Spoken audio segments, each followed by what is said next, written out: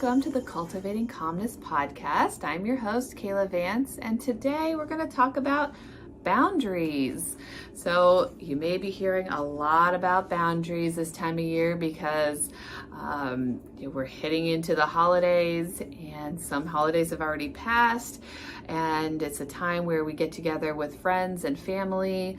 Usually we get together with maybe our extended family or even just our families of origin, and that can be stressful, and setting boundaries with them can be a very important step for your mental health and for just being able to handle those situations in the future. So we are going to talk about boundaries today. So thank you for joining me, and let's talk a little bit about what boundaries are.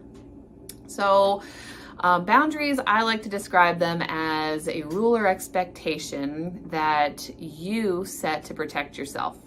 So boundaries are not something that we put in place for other people. They are things that we put in place for ourselves. And we're going to talk a little bit about what that means here as we go through this podcast today and this episode. I'm going to give you a few different examples. I'm a visual person, so hopefully some of the visuals that I have for you today are helpful. And if you are watching, I don't really have a lot to show you, but in just describing them, you can picture those things maybe in your head, and those may prove to be effective for you in understanding how boundaries can work in your life. So before we get too much further, I have a little handout that I found when I was looking up some more information on how I could talk to you about boundaries today. And this was from therapistaid.com, and they have a lot of good resources, and this one being on boundaries. So this is about personal boundaries, and they describe 3 different types of boundaries that we can have, or traits of different boundaries that we have. So we have healthy boundaries, we have porous boundaries, like something with a lot of holes in it, and rigid boundaries. So we kind of have the extremes, and then we have the, in the middle. And so we can have boundaries that span all of those categories, or we can have all really good healthy boundaries. I would say most people kind of span, and cover the different types of boundaries depending on where you are. So the examples they give is that you may have healthy boundaries at work, but porous boundaries with your romantic relationships, and maybe a mix of all 3 when it comes to your family, right? So in different parts of your life, you may do different things in regards to the boundaries that you set. And that may or may not be good for you. It just really depends.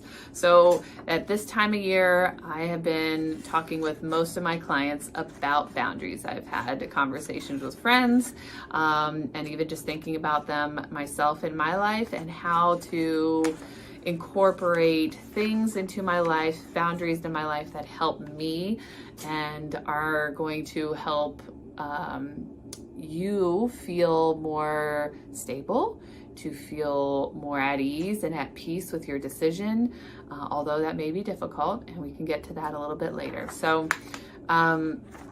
setting these types of boundaries will be helpful for you. So healthy boundaries are where you value your own opinion over the opinions of others.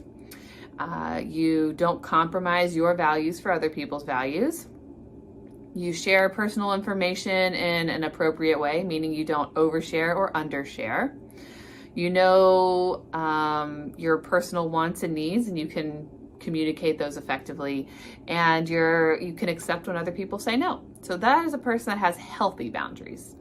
If you're somebody who has porous boundaries, or maybe some unhealthy boundaries, you maybe are somebody who overshares. And so maybe that's like you feel comfortable sharing a lot of information, but then maybe a little bit later you think about it and you're like, ooh, maybe I shared too much. You have a difficult time saying no to other people. So when other people have requests of you or ask you to do something, go somewhere, do something, you always say yes. And then later you regret that. You feel overwhelmed. You feel like you don't have any time for yourself. You regret saying yes, but you feel for some reason that you should or you have to say yes. Somebody with porous boundaries maybe become over-involved in other people's problems. I want to solve your problems. I want to know what's going on. Include me. You maybe are dependent upon the opinions of others. You feed off of the opinions of others. You feel like you need their opinion to be able to do what it is that you want, versus only caring about your opinion and what matters to you. Maybe somebody with porous boundaries accepts like abuse and disrespect from other people, not necessarily by choice, but because of whatever your life story is, whatever your past traumas and experiences are, lead you to the point where maybe it's easier to accept what somebody is giving you, treating you poorly, talking down to you, possibly even hurting you, because that is, safer for you or easy for you than to say no, than to stand up for yourself, than to set limits, because maybe those things could get you hurt or could cause more damage in your eyes. Or maybe somebody who has porous boundaries fears rejection, and if they don't comply or don't do things that other people want, that they will be kind of shunned and pushed away. So they do what other people want. And then somebody with rigid boundaries would be the complete opposite of all those things. So you avoid close relationships and intimacy with other people. You are unlikely to ask for help, so you can do everything yourself. Whereas other people take on other things and they don't want to. These people want to. They want to take it all on. They have to do it themselves because they can't trust other people maybe to do the things the way that they see them fit or they want to do them. Maybe they have very few close relationships with other people, probably because of the other two things that I already mentioned. They can be very protective of personal information. So those would be people who share nothing, maybe. They don't get personal. They don't talk about themselves. Whereas people with porous boundaries share everything and don't know when to stop themselves from sharing something. People who have rigid boundaries may seem very detached, again, because of the things already said, because they don't form those close relationships. They don't share personal things, so they seem very standoffish.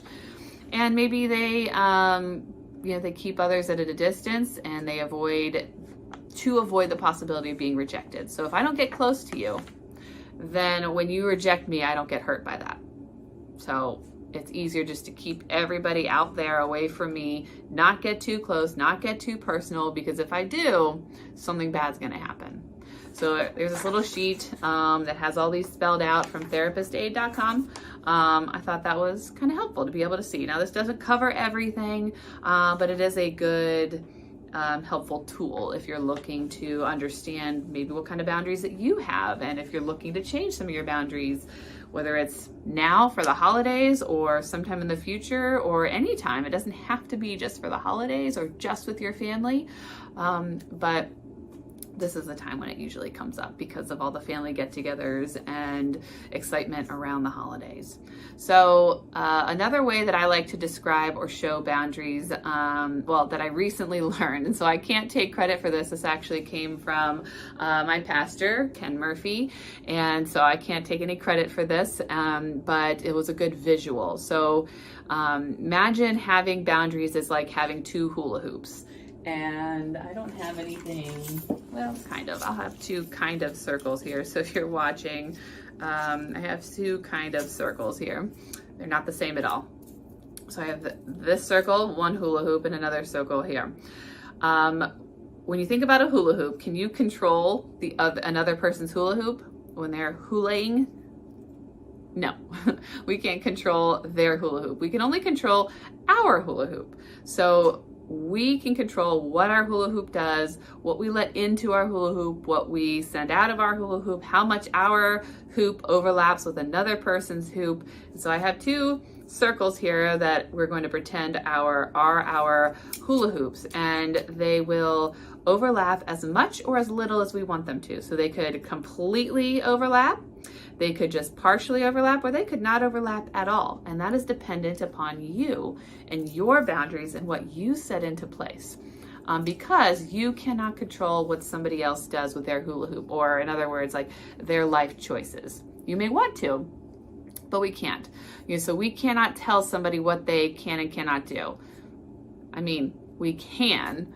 That doesn't mean that they have to follow or they have to listen. They're going to ultimately do whatever it is that they want to do. So I cannot tell somebody to, you have to stop drinking. They're going to make that choice, that they're going to stop drinking if they choose to do so. But what you can do is you set a limit for yourself. And it's something along the lines of, I am not comfortable with you drinking around my children. And so therefore, if I find out or realize that you are intoxicated or are drinking around me and my children, then we're going to leave. So what we did there was we said what we will or will not tolerate. And then we have to stick with it. And so I'll get to that a little bit in a little bit. So we set a boundary is what we will tolerate from what we are going to tolerate, and not what not a limit or what we are going to limit the other person doing. So the way I like to kind of describe, another way to describe boundaries is for all the adults and people that drive, is like a speed limit. So where laws are not exactly like boundaries, they are similar. So a law is where like the government or somebody else tells us what we can and cannot do, right? Exactly kind of the opposite of what I just said about a boundary. But where it's similar is that, let's say you like to speed, okay? Which many people do. And you're driving down the freeway and, you can, even if you're speeding, there's probably cars flying by you, speeding even more than that. And there are laws in place that say you cannot speed. This is the speed limit. But if everybody else is speeding and everybody else is, going faster, you may be more inclined to go faster too. And the only way that we realize or we go the speed limit is when that is enforced. So when we see the police cars sitting on the side of the road and we see people pulled over, we are then more likely to then follow the speed limit. Why? Because we don't want to get pulled over. We don't want to get that ticket. We don't want our license taken away, etc. We don't want to face the consequence. Therefore, we follow the rule. Same is the case where there's probably places in town where you live where there's just those roads, those certain sections of road where that they're highly likely to be an officer around that is ticketing people, or where you're more likely to get caught. And so when that happens, you tend to follow the speed limit in those areas because you're more likely to get caught in those areas, and so you don't speed, right?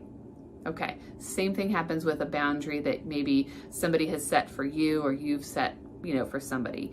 If you are consistent with your consequences, they are more likely to then follow through with whatever it is that you've set. In the example that I gave, if it's you have an issue with maybe a family member drinking and you don't want them around your children, for example, when they're drinking, and you say, if I show up or if you show up to my house and you're intoxicated, I can smell alcohol, right?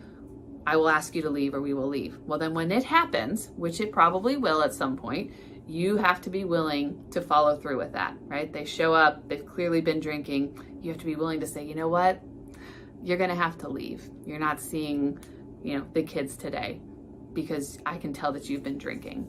And even if they argue with you and say, no, you're wrong, like it was only this or it was only that, making excuses, nope. I'm going to follow through with what I said. If you would like to see them, then you can come over the next time when you're not intoxicated. And I would be more than happy to let them see you. Otherwise, the answer is no. And that may be hard to do. Maybe hard to tell somebody no, especially if that's a parent, for example, or a really close loved one. But that is a way that you protect yourself from being upset. Oftentimes, these are the types of boundaries where then later you're upset because they were behaving inappropriately or they were saying things inappropriately. Why? Because they were intoxicated and you didn't follow the boundary, the rule that you set into place, and you kind of beat yourself up, and it causes a negative outcome for you. And that is why we set boundaries. So when we set boundaries, the first thing to think about is that it's about you. So when you start setting a boundary, you want it to be with an I statement, not a you statement. For example, I will not be yelled at. Not, you're not going to yell at me or treat me that way.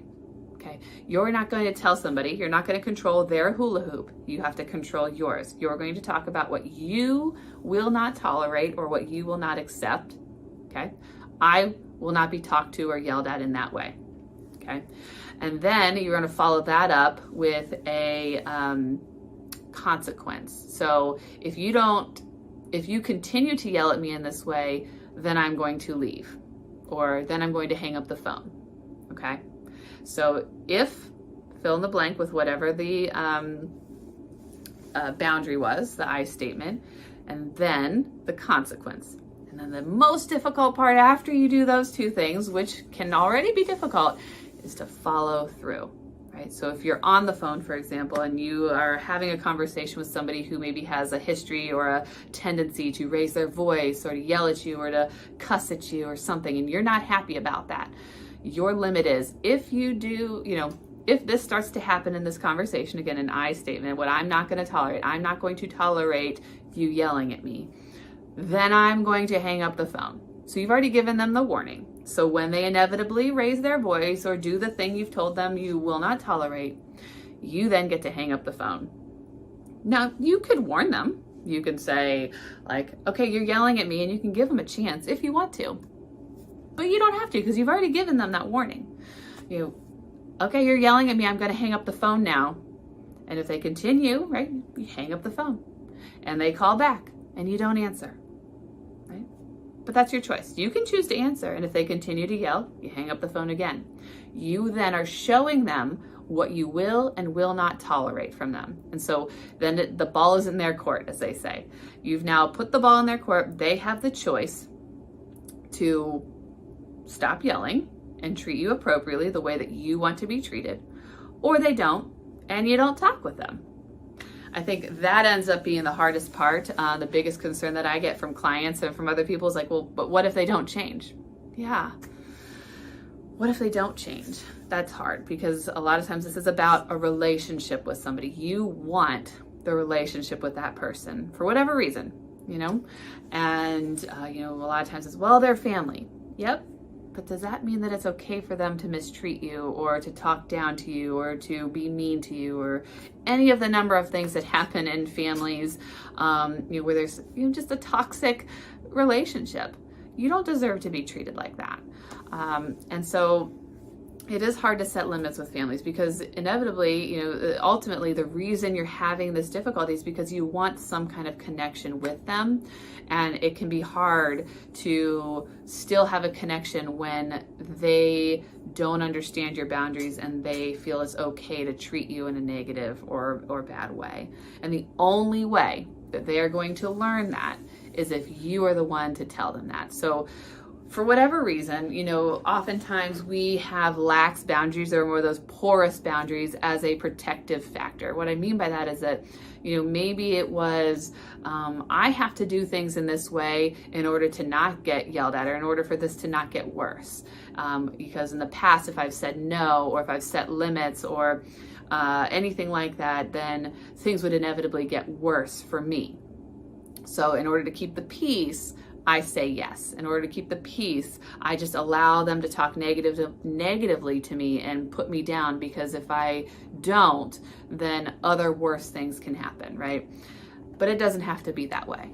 If you feel safe enough and you have a way to protect yourself, and you're, not, for example, not living under the roof of somebody who is going to mistreat you, and you have the ability to leave, for example, like if you are married and you have your own home and your own family, and you go to your parents' house and they have this toxic relationship with you, like you have the ability to leave, right? Then it may be safer for you, for example, to set that limit with them, to say, no, you know what, you're not going to talk to me that way or treat me this way, because I will leave. And then when they do, you leave, and they're not going to be happy about it, right? You've gotten to this point where you've had to do these things maybe to protect yourself, to get to where you are. And so they've learned, like, it's okay to treat you this way, right? Not that you wanted to be treated that way. That's not what it means. But they've learned that it's okay to treat you that way. So they do. And the only way they learn is by you setting those limits. So you set the limit and then you follow through. and they're not going to like it. And if you have kids, you probably know, like if you say, nope, you didn't pick up your toy, so you're not getting the candy, then you have to not give them the candy, and they're going to have the meltdown and the tantrum, and they're going to, fight you. But if you give in, right, they know, then they have learned, those kids have learned, okay, I just have to push mommy's button so much, and then she's going to let me have the candy. So they do that, and they keep doing it because they know, and they've learned from you, that you eventually give in and give them the candy. And that's not what we wanted to teach them, right? So, that's a way that it shows up with kids. The way it shows up with adults, maybe I've seen this in all different settings. I've worked in an inpatient hospital. I've worked with children specifically. And so, then it's with children and their parents. And, in private practice, I've seen this in various ways, and setting limits can be hard. One of the things I saw when I was in inpatient hospital, for example, I would talk to families where maybe their adult child had been hospitalized numerous times, and due to their diagnosis and their mental health concerns, they just had the patient, the child, had poor boundaries, and the parent had poor boundaries. And for example, be the adult child wants or needs money. They're always going to parent for help, and the parent's always giving them the help. And then the child is always taking advantage of that help and never using that money, for example, to do the things they said they would do, right? So instead of paying for the apartment that they need or paying for the medication they need, they buy drugs, or they buy alcohol, or they give it away, or they spend it on frivolous things, and then they can't pay their rent, and they can't pay for their medicine, et cetera, et cetera. And so the boundary for the parent may be something like, I am not going to continue to pay to pay you. If you want money, or if you want X, Y, or Z, these are the things that you're going to have to do. And that can be hard, because the end result for some of those people is, well, then my child's going to be homeless. And that is hard. That's a hard lesson for some parents, and that may be a little extreme, right? But the parent continuing to give in and give money and help the adult child hasn't helped them, because the child has only learned, I just have to go to mom and beg and plead my case, and they will save me. When unfortunately, right, maybe they do need to go to a homeless shelter. Maybe they do need to couch surf with their friends to really understand, like, that mom's not going to always bail me out. My mom loves me, and my mom will invite me over for dinner, and my mom will have me, but she's not going to let me sleep at her house. That may be a boundary too. Like, you can come over, but you're not staying here. So putting your children in a difficult position is often a place where parents don't want to set a limit. They don't want to set a boundary. And I know that would be really difficult. And, it's why we give in to kids when they're having their tantrums and they want the candy. Part of it is like, I just can't take your screaming anymore. And another part of it is, but, they're kids and I want them to have it. But am I teaching them? Are they learning what they need to learn? Is your family, when you go to holiday get-togethers in the next, in the several weeks coming up, are they learning what you need them to learn? Like, that they can't disrespect you, they can't treat you poorly. So this could be family asking just inappropriate questions, right? Like, when are you going to have a baby? Or when are you going to get married? Or when are you going to do X, Y, or Z? Or why haven't you done this? Or bringing up politics or religion, or those topics that are just going to cause an argument. You can just say, no, I'm not going to answer that. Plain and simple. Another, like, maybe more positive way of saying something would be, I really like the relationship that we have, and I don't want to ruin it by having this conversation. So I'm just not going to talk about that right now. If you want to keep your relationship the way it is by not broaching certain subjects or not talking about certain things, that would be an appropriate way to handle that. And even just, no, thank you, is also a good way to handle that. People may not like your answer, but it's not about them. It's about you. So that's the biggest thing I want you to take away from today, is that the boundaries you set are about you, not about them. What is going to protect you? What is going to help you? What is going to further you along, is going to keep your sanity, is going to help you to remain positive and at peace. That is what I want you to think about. And so I'm giving you permission to set those boundaries this holiday season or anytime, because you deserve it. You deserve to set boundaries. You deserve to feel good. So hopefully this was helpful, talking a little bit about boundaries during the holidays. They can be stressful. And hey, you know what? If you don't want to go, if you don't want to go to holiday, dinner, don't go. And you can provide a reason, or you don't have to provide a reason. Simple as, I don't want to, can be good enough. And again, people don't really like those types of answers, and they're going to push back, and you don't have to accept it. You can stand up for what you believe in, and you can hold those boundaries, and just know that as they get used to them, they may be more accepting of them, but until they get used to them, they're not going to like them. Just like your kids aren't going to like that you say no candy or no screen time. They're not going to like that answer, but you're doing it for a reason, and that's what matters.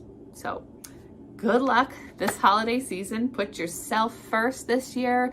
You have permission to do that from me, but also yourself, you have permission to do that. So go ahead and give yourself that freedom to set boundaries with the people in your life that you care about, but maybe don't always care about you as much as they should. Have a good day, and I'll see you next week for Cultivating Calmness.